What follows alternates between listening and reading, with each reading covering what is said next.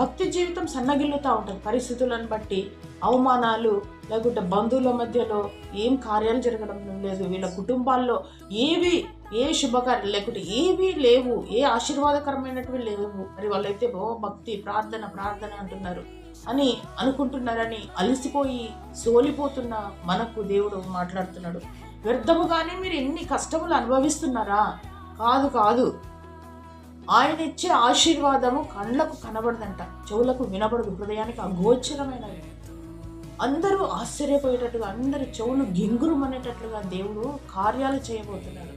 ప్రతి ఒక్కరు ఆత్మానుసారంగా ఆరంభించిన మన జీవితాలు, భక్తి జీవితాన్ని అంతం వరకు సత్యం నుండి సర్వసత్యంలోనికి, అంటే ఇంకా అధికముగా భక్తి చేసి మనము ఎండ్ చేయాలి మన భక్తి జీవితాన్ని. ఆ విధంగా మనము కొనసాగితే దేవుడు మన జీవితాల కార్యాలు చేయక మానడైనా మనల్ని సాక్షులుగా నిలబెడతాడని చెప్పి మనం ఈ లోకంలో ఉన్నప్పుడే మనము అనేకులు ఆశ్చర్యపోయేటట్టుగా దేవుడు చేయగలడు. ఆయన అంత సమర్థుడు. అందుకే అంటున్నాడు, మీరు వ్యర్థముగా ఇన్ని సమస్యలు, ఇన్ని బాధలు, ఇన్ని కష్టాలు మీరు అనుభవిస్తున్నారా?